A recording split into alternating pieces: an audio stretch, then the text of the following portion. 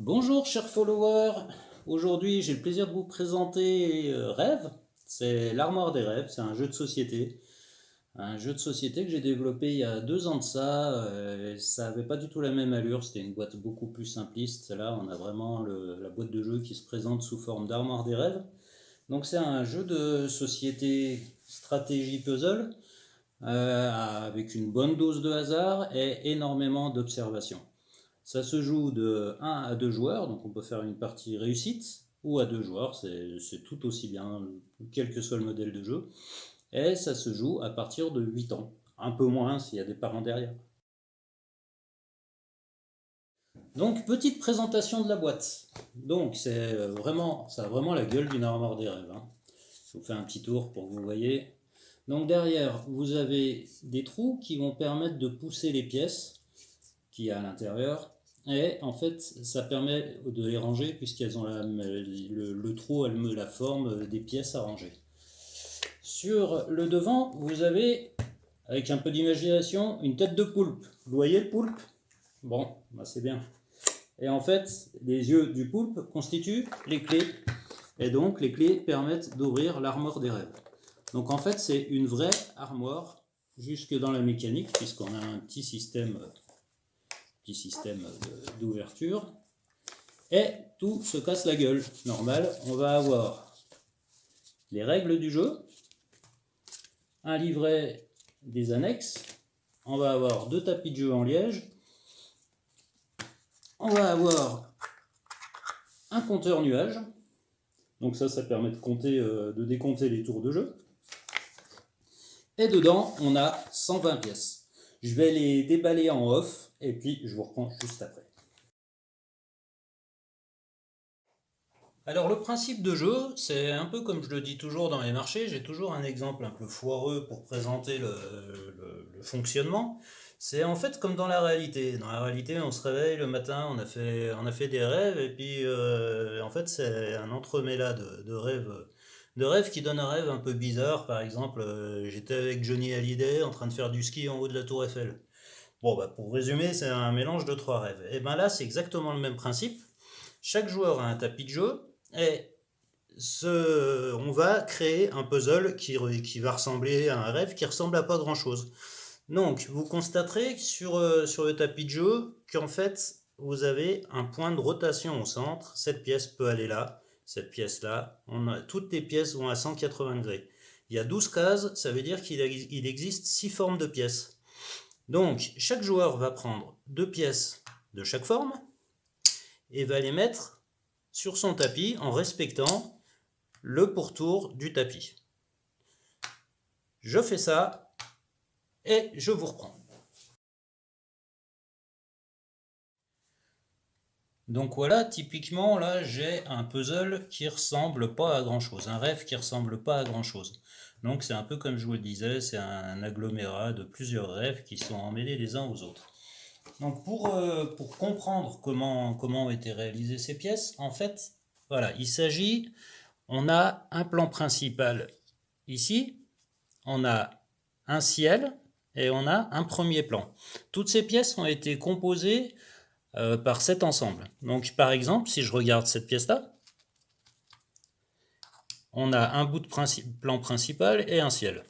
Si je regarde dans mon aide de jeu, que je regarde le deuxième volet, cette pièce-là, en fait, c'est celle du haut du dessin.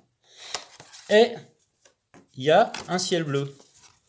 Dans les 3 ciels différents, on va le retrouver, c'est ensoleillé.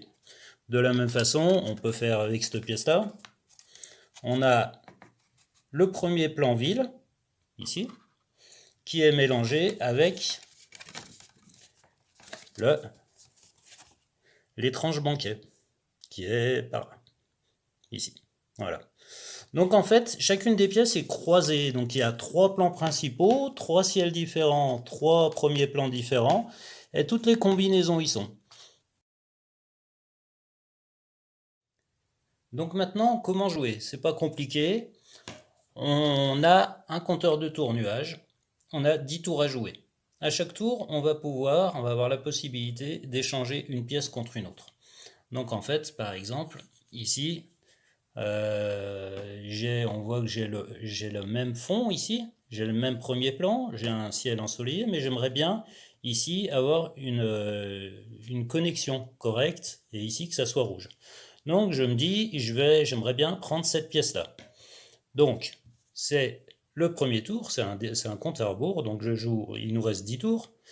Donc, je vais échanger cette pièce-là. C'est un téton comme ça, mâle et un téton femelle.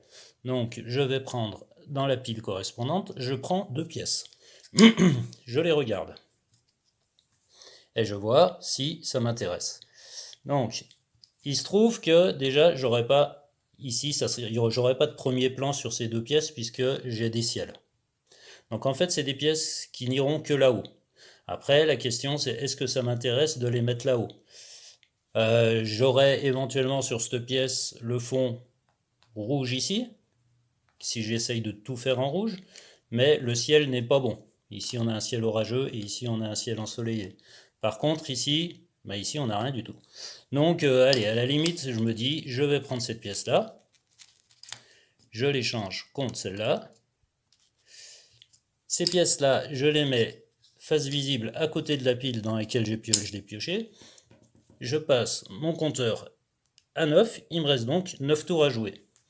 Et cette fois, j'ai envie, je pourrais faire la même chose, mais je pourrais me dire, je vais essayer cette continuité-là. Hop là. Donc, c'est 2 femelles, un mâle, c'est cette pile-là. J'en prends 2. Et puis là, encore une fois, cette fois, c'est pas du ciel que j'ai, c'est du premier plan. Donc ces pièces-là, à 180 degrés, elles sont ici. Et là, pour le coup, c'est pas si mal.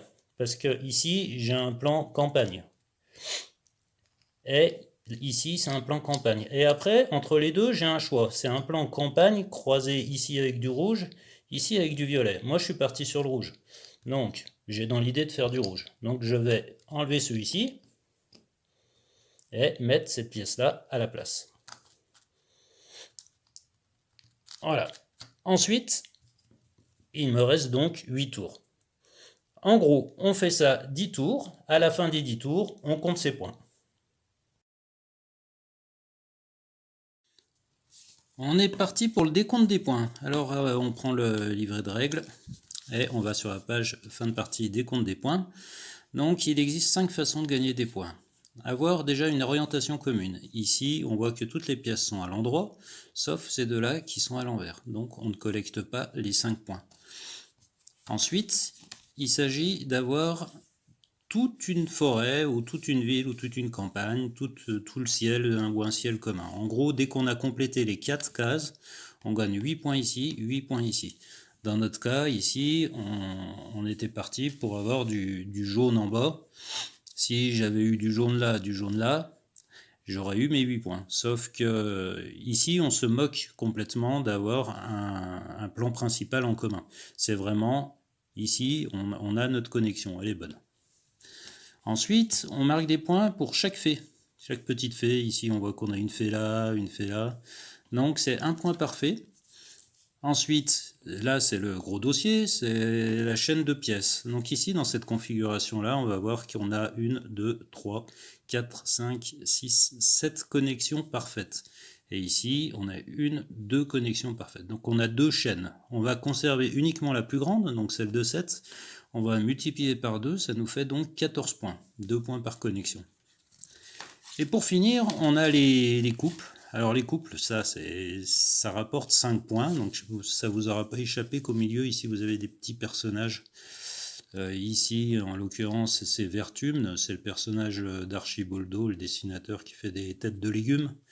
Et ici, on a Méduse.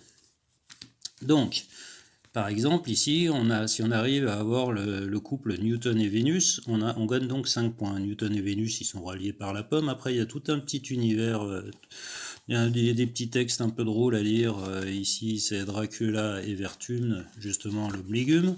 Ici, on a Cheng Yang, l'homme à deux têtes avec Marie-Antoinette, ça tombe plutôt bien. Napoléon et la Joconde, je ne sais pas si vous avez constaté, mais ils ont tous les deux la maladie du bras qui tombe. Et le penseur de Rodin et Méduse, ça on le raconte pas dans les livres d'histoire, mais je vous le dis, comme ça vous le saurez. En fait, le penseur, il avait un chat, et puis quand Méduse l'a pétrifié, le chat s'est barré, parce qu'il a bien vu que ça tournait mal.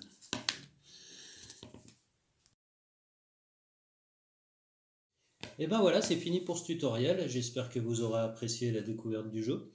Je rappelle que c'est un jeu intégralement artisanal, je fais tout de A à Z, l'assemblage, la découpe, les illustrations. Vous pouvez le trouver sur mon site boutique, quand vous me croisez sur les marchés, prochainement à l'Arène, à Tens, un magasin de jeux de société qui s'est créé avec deux patrons super sympas, et à Faites vos jeux à Firmini. Merci à vous, au revoir.